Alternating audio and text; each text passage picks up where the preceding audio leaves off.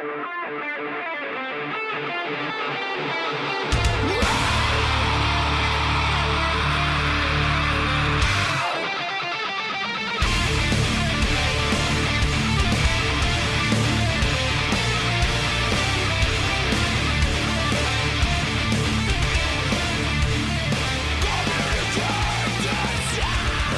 we go. Today is Sunday, November 12th, 2017, and this is episode 205 of the Defensive Security Podcast. My name is Jerry Bull, and joining me tonight, as always, is Mr. Andrew Callett. Good evening, Jerry. And since we're recording over international lines, also joining us tonight is the NSA. As if they don't always, but yes. That's true. That's true. But you're in Paris. I am in Paris. France. Yes, not New York, Paris, France. Right. And how's France? It's good. You know, I've been pleased with it so far, although most of what I've seen of it's been from the back of the cab. So, right. You know, there's that. Were you mobbed at the airport with paparazzi when you arrived? A little bit. A little bit. But I think they were really wanting to offer me rides, so right. More than anything. But anyway, hi, I'm good. Glad you're good. Yeah. Here we are. It's Sunday. Yeah, 2 weeks in a row. And it's almost a trend. I know. And let's see. Anything you want to talk about before we get into stories? I guess the only thing coming up in March, we have Tactical Edge, where we'll both be talking. So be there, be square. That's true. And I'm just going to pimp that very briefly, that the Tactical Edge folks are still looking for sponsors. So if you have an interest in sponsoring a show, check it out. Tactical Edge Conference on the interwebs. Don't know the exact URL offhand, but it's tacticaledge.co. Well, there you go. Thank you, sir. And that thus ends my pimping for this show. We've become a shill. All right. So just before we get into the stories, the thoughts and opinions we express on the show are ours and do not represent those of our employers. So the first story we have for today comes from the Register, and I guess what I'll say is, I'm a lot more concerned about the whole Evil Maid attack now, and also the threat of plugging in USB drives, I think, went up a couple of notches. So Evil Maid, is that one that came from the NSA leak? No, I think Evil Maid's been I think that's been around for a long time. That's where you leave your laptop in the hotel, and the maid comes along and has their way with it. Has unsafe, promiscuous relations with the USB port. Yes. By the way, it was an interesting story about the person who wrote Mimikatz. I don't know if you had a chance to read that, but the person who wrote Mimikatz was an employee of a French government agency, and he was, before he had released Mimikatz publicly, he was giving a presentation about the yet to be released Mimikatz at a conference in Russia, and he said he came back to his hotel room and found somebody in a suit typing on his laptop.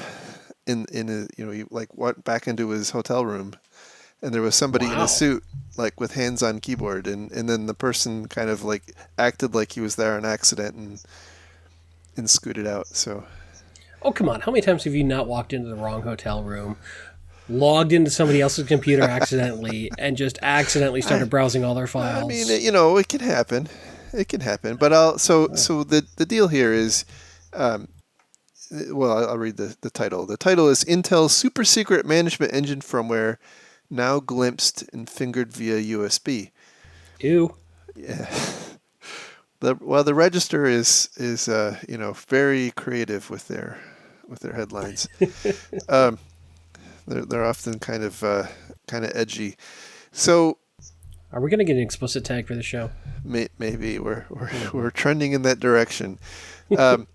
So earlier in the year there was a big flap about the Intel Management Engine, the same Intel Management Engine, which by the way is present on effectively every Intel chipset right? So it's kind of part of the base spec. And it's the low level It's the sort of yes, management firmware that allows you to do all sorts of handy things without an operating system or without directly interfacing with an operating system. Things correct, like boot off on Wake on LAN and right, remote installs and all sorts of stuff that gives you manageability over a system. So it's a correct. useful Correct. thing. It's Yeah. the it's the way if you wanted to do enterprise management type stuff to a large number of workstations, it's the thing that you would interface with over the network. The thing that happened earlier in the year was, it was detected that the management engine could be accessed with a null password over the network, and so that was kind of bad. But it was only really a problem if you had it enabled, which only affected a kind of a narrow segment of the population. But it's it's badness, right?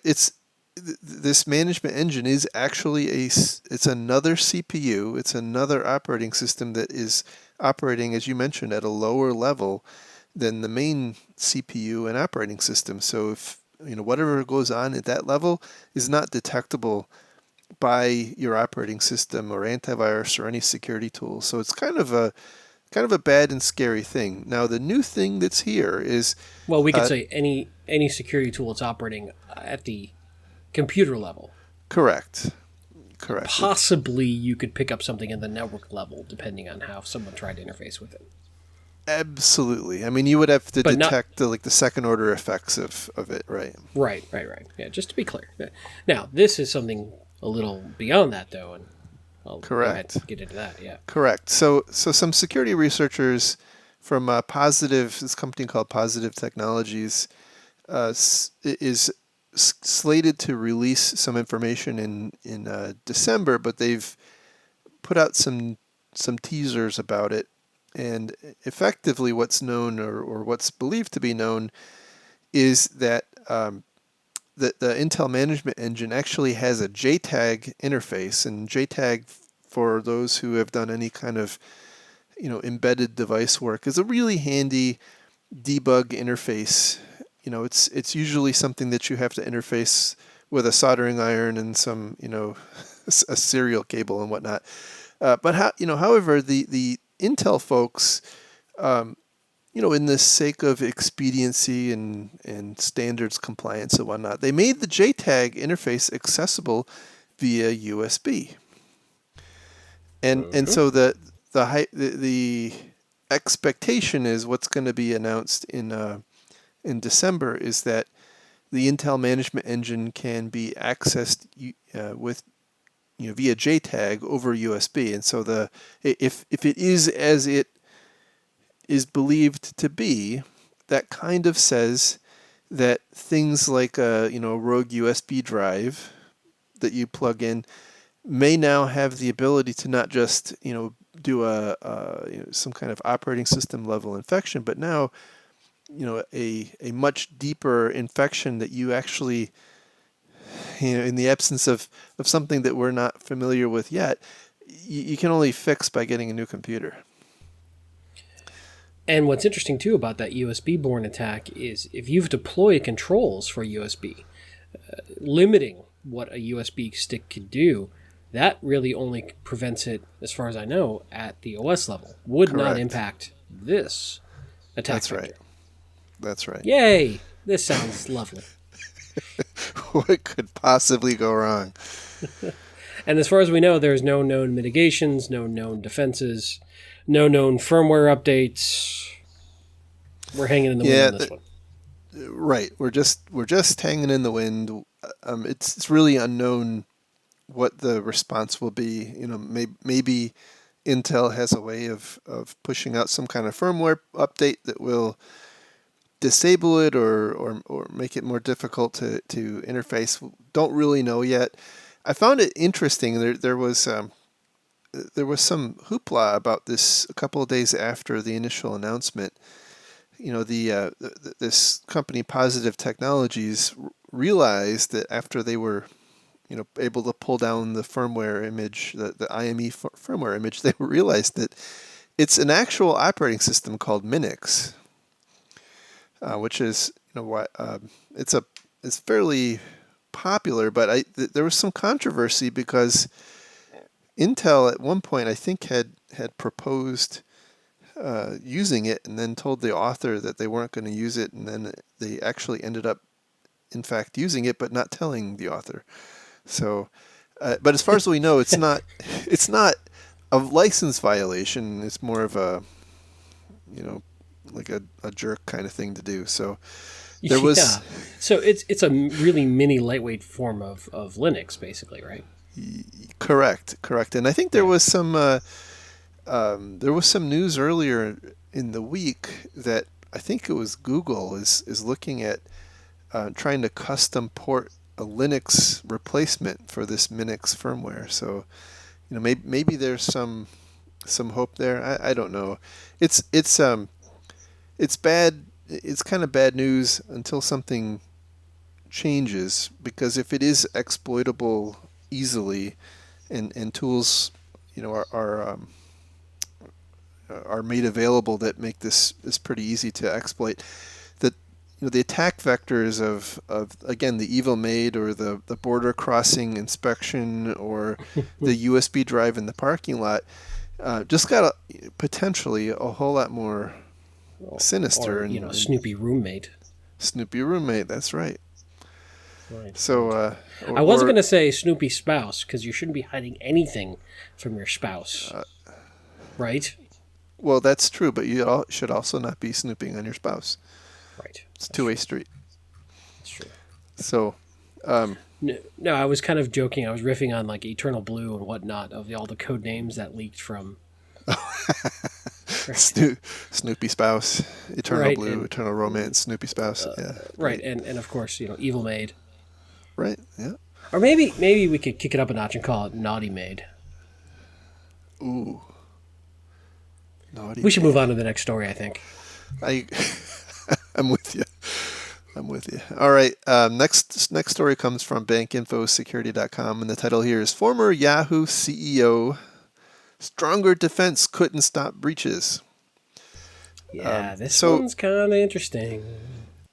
yeah, so the CEOs of Yahoo, Equifax, and Verizon were actually called before Congress recently, and by the way, there's some interesting political flap about Marissa Mayer.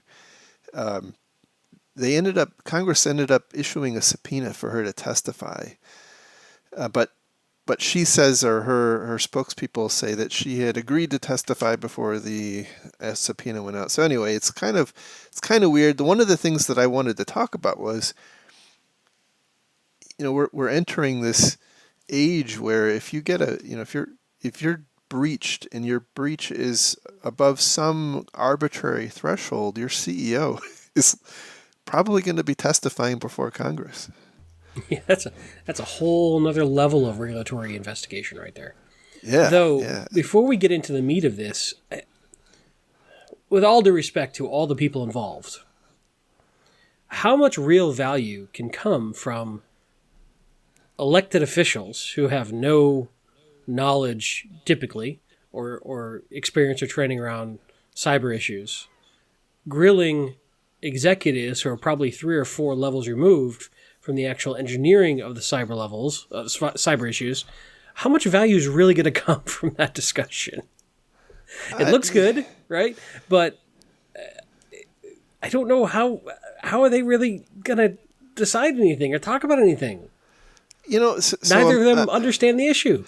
I'm of two minds on that, because on the one hand, it's not unlike a decade or more ago that Congress had hearings about baseball players who were accused of, or found using performance enhancing drugs. Well, I mean, that's kind of ridiculous too. Like, what value does Congress have in subpoenaing professional baseball players to testify before Congress? That doesn't make any sense either.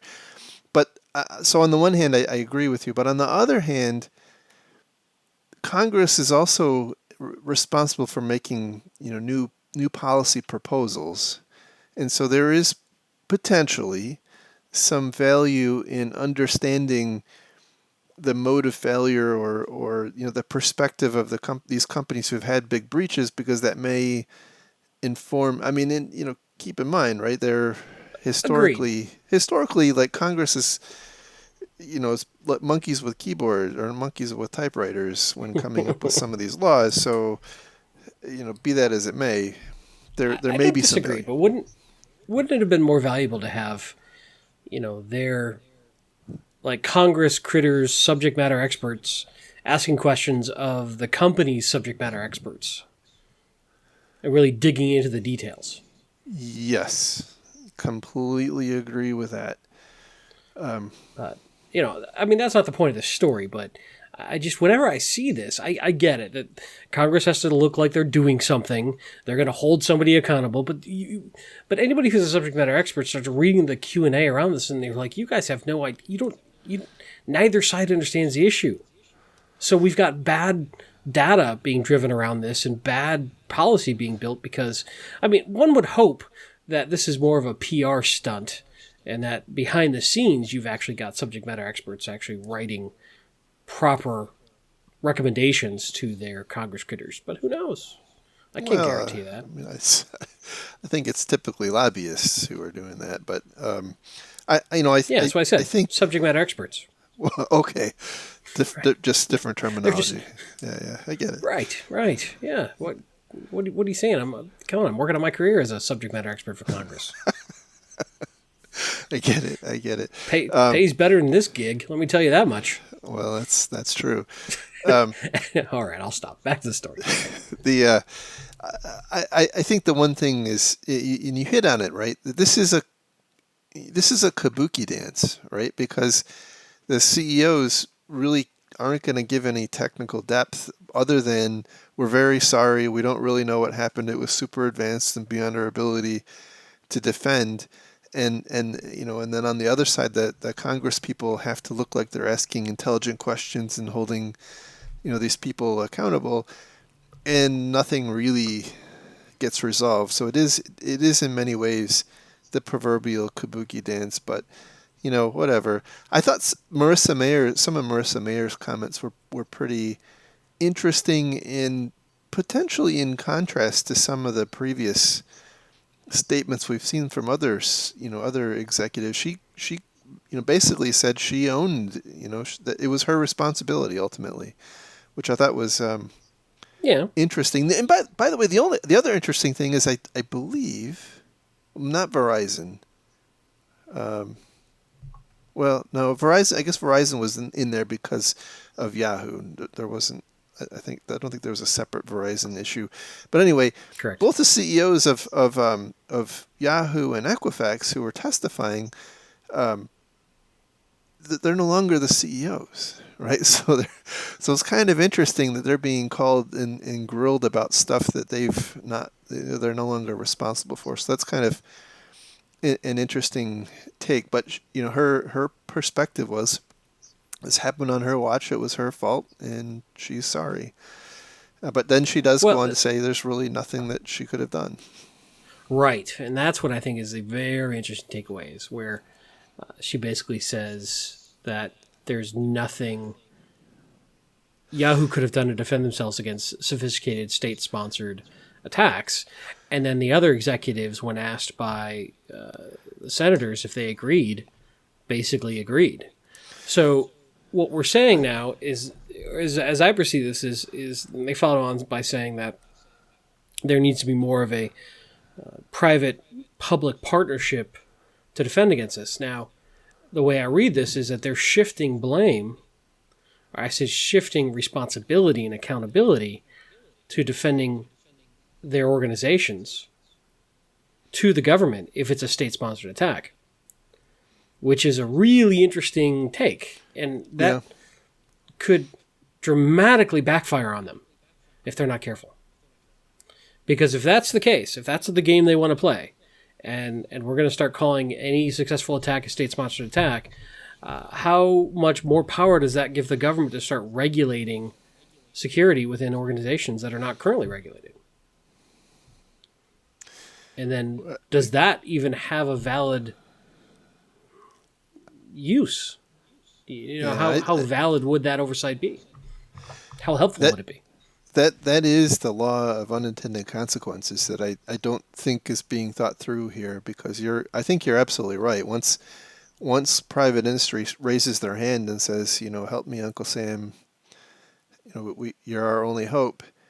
There, it's not just the FBI or the NSA or somebody writing in when something bad happens. No, they're gonna probably drop some big onerous thing on top of you that you have to comply with. So, it'd be interesting to see that. The other thing that was a little bit of a cognitive dissonance was, the statement that, kind of reconciling the statement that there's nothing we could have done with, well, we don't know how they got in. And so I don't know how you can, with a straight face, say that there's nothing you could have done if you don't know how they got in. Which is odd, because I thought we did know how the Yahoo breach occurred. No, so that was, there was some other articles that, where the headline was a little more explicit, that Yeah. Marissa Mayer, the headline of Marissa Mayer's statements were that she was sorry, but she didn't know how they got in. Although the government's apparently arrested or has indicted 4 people. But one of the confusing things, and I'll just be transparent here and say, one of the confusing things is that Yahoo had a successive series of breaches, and so it's entirely possible that they know who or how who and how one was done and not the other. So that is Yeah, certainly it's a interesting. possibility. It's an interesting new phase of executive tap dancing around breaches that bears watching. Yeah, I think more interesting than this specific facts around Yahoo is just the trajectory that we're on as an industry, and with government involvement and calling people to testify, and this kind of, to me, is a harbinger of potential new regulations and government involvement to come. So stay tuned. I can only assume that the cybersecurity framework will somehow play in as a savior. It'll fix all of our problems. Absolutely. All right, and then I mean, it next has story. all the right words. It has it has cyber, cyber it's got security in a framework. right?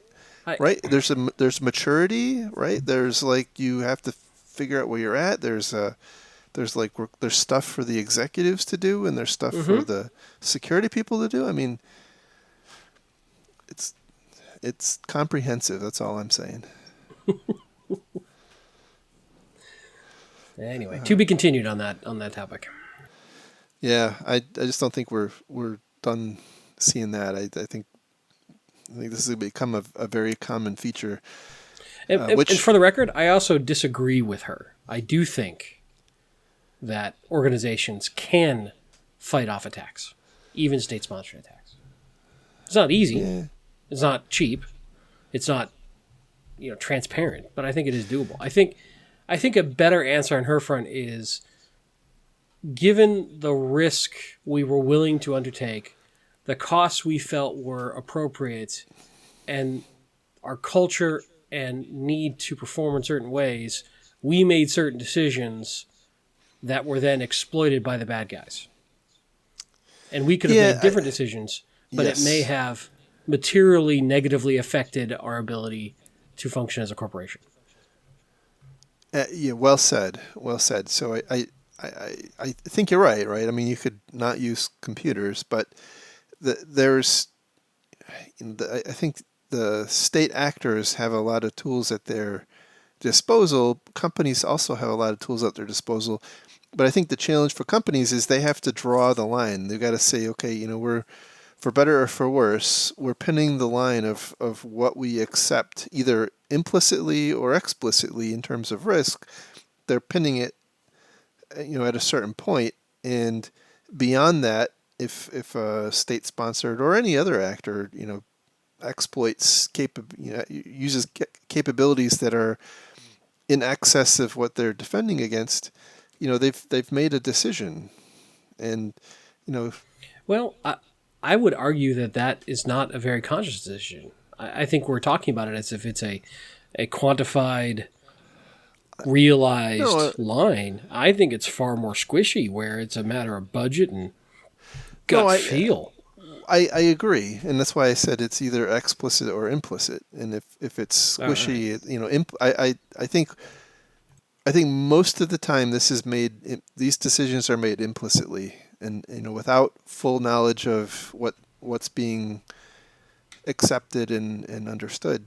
And Yeah. and to be honest, these environments and threats are so complex and changing so fast. It's really difficult to have complete situational awareness to make to have really high level fidelity. And so we're always, it's kind of like the George Box quote, all models are wrong, some models are useful. So Right. anyway, so moving on to the last story, which comes from SecurityWeek.com, and by the way, it's an abbreviated show because I've been up now for I don't know, like 36 hours, so I'm a little tired. Jeez. And Yeah. and I'm just lazy, so I'm good with that. All right. The title here is "Phishing Poses Biggest Threat to Users," according to Google. So Google released a blog post and some analysis materials and an academic style report with the cool two columns with the header and all that stuff. And long story short, their analysis, and I think they are using primarily the Google account and Gmail and whatnot as as their sample data set. Right, they've found, interestingly, and a little counterintuitively, that the risks from password reuse are relatively low in comparison to the risks from credential phishing and credential theft through keyloggers. So they kind of rank order the risk of account takeovers, the source of account takeovers, is number one being credential phishing, number Sure. two being keyloggers, and then number three being password reuse with theft from other breaches, right? So what they found is that, for instance, their analysis found only 7% of when they look at going by their data here, right? When they look at the big data dumps in in when people like Ashley Madison or other Yahoo, I guess, get breached, they go and they look for Gmail, Gmail email addresses, and then they look at the password and they try to see if that password is the same as the Gmail password, and that's only the case in 7% of the instances, right? So Which is it's a little somewhat lower. surprising. Yeah, that's Yeah, surprising to me. yeah, and so Especially then because we're hearing talk right now of changing how we look at passwords because of these sorts of reuse issues. So, in other words, corporations who mandate a password reset every so often are no longer. correct. Yeah, it's interesting to have that in mind as we're looking at this kind of data, because I don't know. I still believe that there's value in having passwords rotate because of how Yes, often they can be captured and reused. right, right. So they said the article here, which I haven't honestly had time to go dig into the math, but the article here claims that Google's analysis finds that the passwords stolen from phishing attacks. So if you think about looking at credentials that were obtained via phishing attacks versus those that were obtained via stolen databases of credentials, those credentials obtained via phishing are 460 times more likely to be valid. Wow. No, I'm sorry. I'm going to read the quote because Okay. things are getting blurry You're here. fading. On Yeah, I on understand. the on the other hand, nearly a quarter of the passwords stolen via phishing attacks were valid. So okay, so 7% compared to 25%. Google believes phishing victims are 460 times more likely to have their accounts hacked as compared to a random user. So if you know if you're that's where that came from. If you're the victim of a phishing attack, you're 460 times more likely. Now it's kind of like you're infinitely more likely to win the lottery if you buy a ticket, right? Well, than yeah. if you don't. So Hmm. anyway, keyloggers, they said nearly 12% of compromised passwords were valid when obtained through keyloggers. So again, I think the context is here, of a corpus of keyloggers installed on victim systems that are capturing passwords and storing them up in some central database, they're finding that 12% of those are working to get into a Gmail account. And they point out that this set of data they're hoping is useful to different internet service providers, or services providers, in terms of implementing new and impactful mitigations. So like multi-factor authentication, or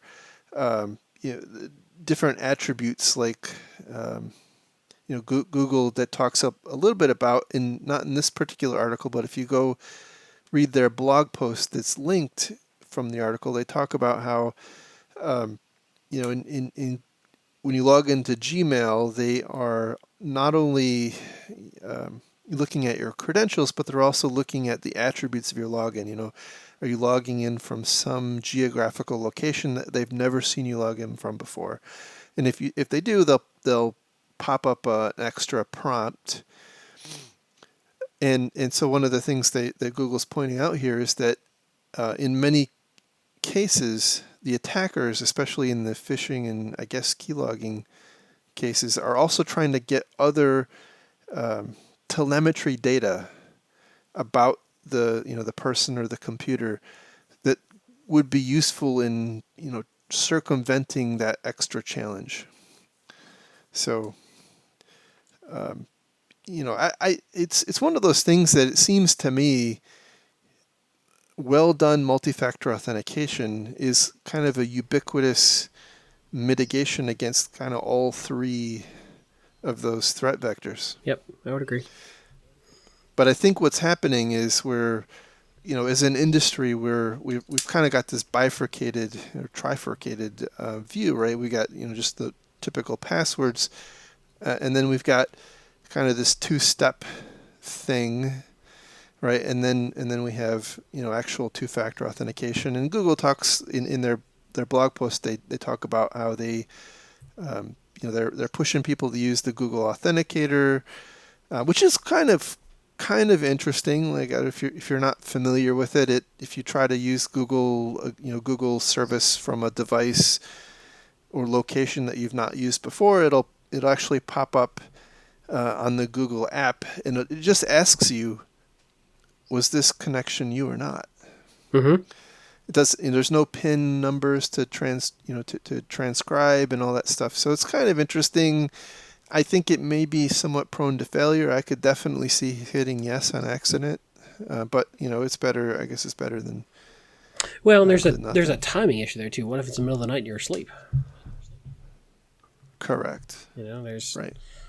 there's all sorts of interesting challenges there, but I do think it's better than just static passwords that never change. Yeah, absolutely. Hopefully we are entering an age where that's not a surprise to anyone anymore. But Mm-hmm. I think there's a lot of technical debt in existing services that just doesn't it's not I guess it's not viewed as a competitive advantage Well, or whatever. if you're a service provider, you've got to weigh the technical inconvenience of pushing a multi-factor authentication on a customer versus their ease of use of a static, easy to remember password. And so this is where it gets into challenging, is we know how to fix these problems. It's that it typically has too high of a load for whatever reason on the user to be a viable answer. Yeah. And I think that's where Google is trying with that authenticator idea, and I'm probably not calling it the right thing, because Google Authenticator is a separate thing, but those of you who are familiar with it, if you're not using the Google Authenticator, and you have the Google app installed on your phone and you try to log in, the Google app will pop up a prompt and say, is this you? The Google Authenticator actually is more kind of traditional two-factor with a token code that you're given. So, I think I think that we talked about this on the last show in the O'Reilly conference. I think it was the Fastly person, if I'm not mistaken, in his keynote was talking about, was it a he or a her? Jeez, getting old. Anyway, they were talking about how the real answer is to try to to address the point that you brought up, right? The real answer is to make the right way to do it so easy that it's the preferable solution. And I'm not sure, I think Google's getting there. It's still less convenient than just a simple password, but... And I think the challenge there is when you've got multiple different services and multiple different vendors and multiple different applications, you could fix it in one, but still have tons of problems in the others. And yes. And I'm not arguing for one new unified authentication methodology run by the government. I'm not saying that. Clearly, it needs to be blockchain with some artificial intelligence and managed by the government. Yes. In the cloud. Sorry. Well, in the next gen. I mean, what is it in the next gen cloud? Oh, in the next gen cloud. Okay. And by the way, I was going to say, what's not in the cloud? That's true. But for our listeners, if it seems like we're talking to each other, there's a little bit of lag between Atlanta and Paris. So sorry. Yeah, a little more than Atlanta to Atlanta. So, all right. Yeah, I think that's the show for tonight. I can certainly feel the bed calling me. So, indeed. Anyway, you've had a long day. Yeah, thank you for listening. You can find links to all of the stories we talked about tonight on our website at www.defensivesecurity.org. You can follow Mr. Callett on Twitter at Lurg. You can follow me on Twitter at MaliciousLink. Thank you very much to our Patreon donors. Indeed, you guys are awesome. If you're so inclined, we're always open to new wonderful folks to donate to support the show. Anyway, I think we'll talk again next week when hopefully I'll be back in Atlanta. So have a good week and talk to you soon. Have a great week, everybody. Bye-bye.